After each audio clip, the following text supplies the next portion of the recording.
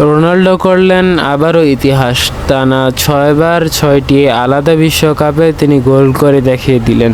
ম্যাচে উজবেকিস্তানের সাথে পর্তুগাল করল ৫-০ গোল এবং ক্রিশ্চিয়ানো রোনাল্ডো করলেন জোড়া গোল।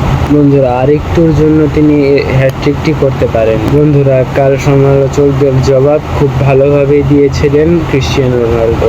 এরপরে ১৭ মিনিটের মাথায় রোনাল্ডো নুনো মেন্ডেসের দারুণ বুদ্ধিমত্তার কারণে দ্বিতীয় গোলটি ফ্রি কিকের মাধ্যমে পেয়ে যায় পর্তুগাল। বন্ধুরা, সবাই হয়তো ভেবেছিল ক্রিশ্চিয়ানো রোনাল্ডো ফ্রি কিকটা নিবে, কিন্তু রোনাল্ডো সবাইকে অবাক করে দিয়ে তিনি সে ফ্রি কিকটি নুনো মেন্ডেসকে নিয়ে নেওয়ান।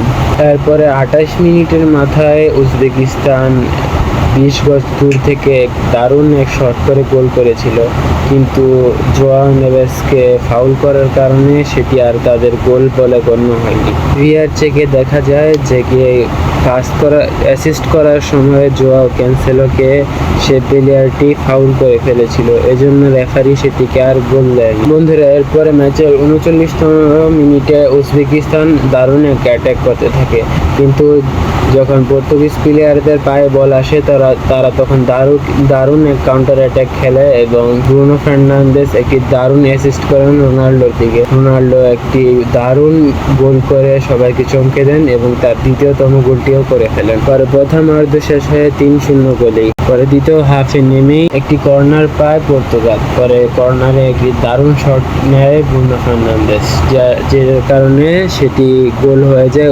উজবেকিস্তান প্লেয়ারদের কাছ থেকে। তারপরে বন্ধুরা, উজবেকিস্তানের আরও নাজেহাল অবস্থা শুরু হয়ে যায়। তাদের পারফরমেন্স কালকে খুবই বাজে ছিল।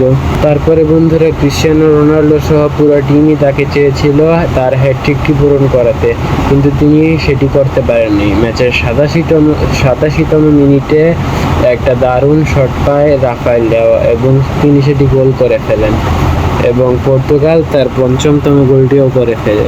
পরে বন্ধুরা, শেষ মুহূর্তে এসে পর্তুগাল আরও একটি কাউন্টার অ্যাটাক করে এবং রোনাল্ডোর কাছে একটি পাস দেয়, কিন্তু রোনাল্ডো তিনি সে শটটি করেছিলেন, কিন্তু বারের একটুখানি দূর দিয়ে চলে যায় সেটি এবং সেটি গোল হয় না। কিছুক্ষণের পরই বন্ধুরা রেফারি বাঁশি বাজিয়ে দেন এবং খেলা সমাপ্ত করেন। বন্ধুরা, আমাদের রিভিউটি যদি ভালো লেগে থাকে তাহলে আমাদের সাবস্ক্রাইব করে কমেন্ট করে আমাদের পাশে থাকুন।